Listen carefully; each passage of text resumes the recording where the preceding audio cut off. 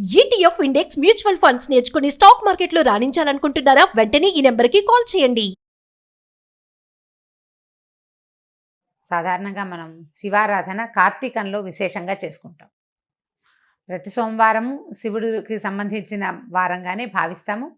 ప్రతి మాస శివరాత్రి కూడా శివారాధన ప్రత్యేకంగా చేస్తాం. అంటే దేవాలయాల్లో జరుగుతాయి, ఇళ్లలో అలవాటు ఉన్న వాళ్ళు చేస్తారు. మాస శివరాత్రి తప్పకుండా చేస్తాం. మహాశివరాత్రి మహాపర్వదినం మనకి.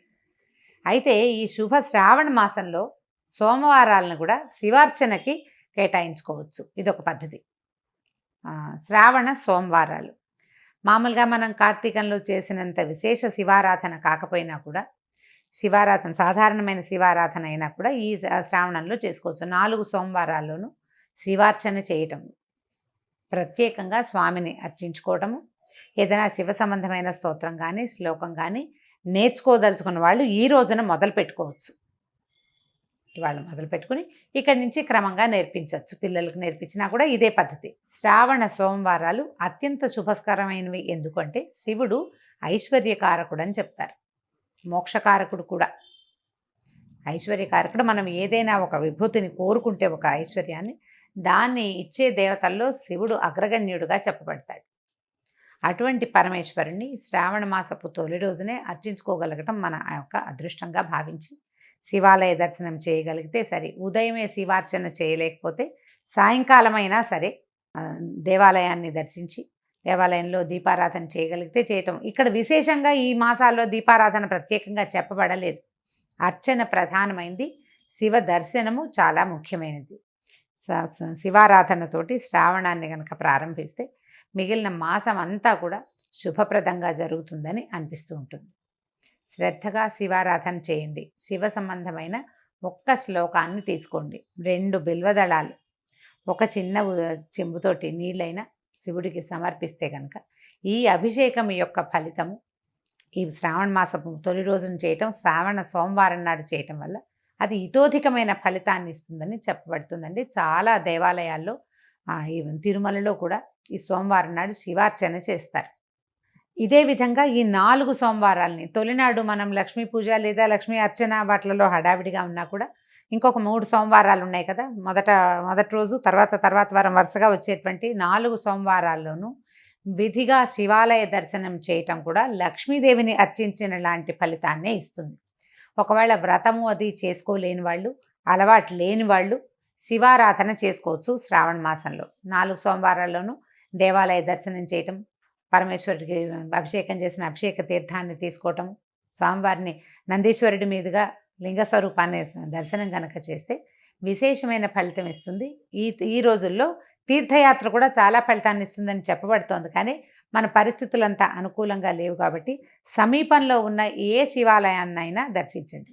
అయితే మనం సాధారణంగా అందరూ చేసేదేనండి, మన ఊళ్ళో ఉన్న గుళ్ళని వాటిని వదిలిపెట్టేస్తాము, ఏదో ఒక గుడి చూస్తాం అంతే. సాధారణంగా యాత్రలకు వెళ్ళాలని భావిస్తాం. అలా కాకుండా మన ఊరిలో మనం అసలు చూడని శివాలయాలు ఏవైనా ఉన్నాయేమో కనుక్కొని అక్కడికి వెళ్ళి దర్శనం చేయండి. అది అమోఘమైన ఫలితాన్ని ఇస్తుంది. మనం ఉన్న ఊళ్ళో ఉన్నటువంటి దేవాలయాల్ని దర్శనం చేయకుండా మనం కాశీ రామేశ్వరం వెళ్ళినా కూడా ఫలితం లభించదు. ఇక్కడది చూడాలి తప్పకుండా. పరిసరాల్లో ఉన్నది శివాలయ దర్శనం చేయాలి. శ్రావణంలో తప్పకుండా ఒక శివాలయ దర్శనాన్నైనా ప్రయత్నం చేసి చూడండి. దీనివల్ల ఐశ్వర్యప్రదుడుగా ఉండేటువంటి పరమేశ్వరుని కటాక్షం తప్పక లభిస్తుంది. ఇప్పుడు మనకి ఆరోగ్యలక్ష్మి లేదు, చాలా అవస్థగా ఉంది. ప్రజల్లో చాలామందికి ధనలక్ష్మి ఇది కూడా లేక బాధపడుతున్న వాళ్ళు ఉన్నారు. అలాంటి వాళ్ళందరూ కూడా ఇలాంటి శివ దర్శనం చేస్తే తప్పకుండా ఫలితం లభిస్తుంది. సాధారణంగా మనం శివారాధన కార్తీకంలో విశేషంగా చేసుకుంటాం. ప్రతి సోమవారము శివుడికి సంబంధించిన వారంగానే భావిస్తాము. ప్రతి మాస శివరాత్రి కూడా శివారాధన ప్రత్యేకంగా చేస్తాం. అంటే దేవాలయాల్లో జరుగుతాయి, ఇళ్లలో అలవాటు ఉన్న వాళ్ళు చేస్తారు. మాస శివరాత్రి తప్పకుండా చేస్తాం. మహాశివరాత్రి మహాపర్వదినం మనకి. అయితే ఈ శుభ శ్రావణ మాసంలో సోమవారాలను కూడా శివార్చనకి కేటాయించుకోవచ్చు. ఇదొక పద్ధతి. శ్రావణ సోమవారాలు మామూలుగా మనం కార్తీకంలో చేసినంత విశేష శివారాధన కాకపోయినా కూడా, శివారాధన సాధారణమైన శివారాధన అయినా కూడా ఈ శ్రావణంలో చేసుకోవచ్చు. 4 సోమవారాల్లోనూ శివార్చన చేయటం, ప్రత్యేకంగా స్వామిని అర్చించుకోవటము, ఏదైనా శివ సంబంధమైన స్తోత్రం కానీ శ్లోకం కానీ నేర్చుకోదలుచుకున్న వాళ్ళు ఈ రోజున మొదలు పెట్టుకోవచ్చు. ఇవాళ మొదలు పెట్టుకుని ఇక్కడి నుంచి క్రమంగా నేర్పించవచ్చు. పిల్లలకు నేర్పించినా కూడా ఇదే పద్ధతి. శ్రావణ సోమవారాలు అత్యంత శుభస్కరమైనవి. ఎందుకంటే శివుడు ఐశ్వర్యకారకుడు అని చెప్తారు, మోక్షకారకుడు కూడా. ఐశ్వర్యకారకుడు. మనం ఏదైనా ఒక విభూతిని కోరుకుంటే, ఒక ఐశ్వర్యాన్ని, దాన్ని ఇచ్చే దేవతల్లో శివుడు అగ్రగణ్యుడుగా చెప్పబడతాడు. అటువంటి పరమేశ్వరుణ్ణి శ్రావణ మాసపు తొలి రోజునే అర్చించుకోగలగటం మన యొక్క అదృష్టంగా భావించి శివాలయ దర్శనం చేయగలిగితే సరే. ఉదయమే శివార్చన చేయలేకపోతే సాయంకాలమైనా సరే దేవాలయాన్ని దర్శించి దేవాలయంలో దీపారాధన చేయగలిగితే చేయటం. ఇక్కడ విశేషంగా ఈ మాసాల్లో దీపారాధన ప్రత్యేకంగా చెప్పబడలేదు. అర్చన ప్రధానమైంది, శివ దర్శనము చాలా ముఖ్యమైనది. శివారాధనతోటి శ్రావణాన్ని కనుక ప్రారంభిస్తే మిగిలిన మాసం అంతా కూడా శుభప్రదంగా జరుగుతుందని అనిపిస్తూ ఉంటుంది. శ్రద్ధగా శివారాధన చేయండి. శివ సంబంధమైన ఒక్క శ్లోకాన్ని తీసుకోండి. 2 బిల్వదళాలు ఒక చిన్న చెంబుతోటి నీళ్ళైనా శివుడికి సమర్పిస్తే కనుక ఈ అభిషేకం యొక్క ఫలితము ఈ శ్రావణ మాసపు తొలి రోజున చేయటం, శ్రావణ సోమవారం నాడు చేయటం వల్ల అది ఇతోధికమైన ఫలితాన్ని ఇస్తుందని చెప్పబడుతుందండి. చాలా దేవాలయాల్లో ఈ తిరుమలలో కూడా ఈ సోమవారం నాడు శివార్చన చేస్తారు. ఇదే విధంగా ఈ 4 సోమవారాలని తొలినాడు మనం లక్ష్మీ పూజ లేదా లక్ష్మీ అర్చన వాటిలలో హడావిడిగా ఉన్నా కూడా ఇంకొక 3 సోమవారాలు ఉన్నాయి కదా. మొదటి రోజు తర్వాత వారం వరుసగా వచ్చేటువంటి 4 సోమవారాల్లోనూ విధిగా శివాలయ దర్శనం చేయటం కూడా లక్ష్మీదేవిని అర్చించిన లాంటి ఫలితాన్నే ఇస్తుంది. ఒకవేళ వ్రతము అది చేసుకోలేని వాళ్ళు, అలవాటు లేని వాళ్ళు శివారాధన చేసుకోవచ్చు. శ్రావణ మాసంలో 4 సోమవారాల్లోనూ దేవాలయ దర్శనం చేయటం, పరమేశ్వరుడికి అభిషేకం చేసిన అభిషేక తీర్థాన్ని తీసుకోవటం, స్వామివారిని నందీశ్వరుడి మీదుగా లింగ స్వరూపాన్ని దర్శనం కనుక చేస్తే విశేషమైన ఫలితం ఇస్తుంది.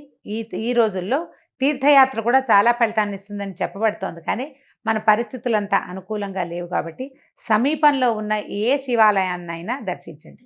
అయితే మనం సాధారణంగా అందరూ చేసేదేనండి, మన ఊళ్ళో ఉన్న గుళ్ళని వాటిని వదిలిపెట్టేస్తాము, ఏదో ఒక గుడి చూస్తాం అంతే. సాధారణంగా యాత్రలకు వెళ్ళాలని భావిస్తాం. అలా కాకుండా మన ఊరిలో మనం అసలు చూడని శివాలయాలు ఏవైనా ఉన్నాయేమో కనుక్కొని అక్కడికి వెళ్ళి దర్శనం చేయండి. అది అమోఘమైన ఫలితాన్ని ఇస్తుంది. మనం ఉన్న ఊళ్ళో ఉన్నటువంటి దేవాలయాల్ని దర్శనం చేయకుండా మనం కాశీ రామేశ్వరం వెళ్ళినా కూడా ఫలితం లభించదు. ఇక్కడది చూడాలి తప్పకుండా. పరిసరాల్లో ఉన్నది శివాలయ దర్శనం చేయాలి. శ్రావణంలో తప్పకుండా ఒక శివాలయ దర్శనాన్నైనా ప్రయత్నం చేసి చూడండి. దీనివల్ల ఐశ్వర్యప్రదుడుగా ఉండేటువంటి పరమేశ్వరుని కటాక్షం తప్పక లభిస్తుంది. ఇప్పుడు మనకి ఆరోగ్య లక్ష్మి లేదు, చాలా అవస్థగా ఉంది. ప్రజల్లో చాలామందికి ధనలక్ష్మి ఇది కూడా లేక బాధపడుతున్న వాళ్ళు ఉన్నారు. అలాంటి వాళ్ళందరూ కూడా ఇలాంటి శివ దర్శనం చేస్తే తప్పకుండా ఫలితం లభిస్తుంది.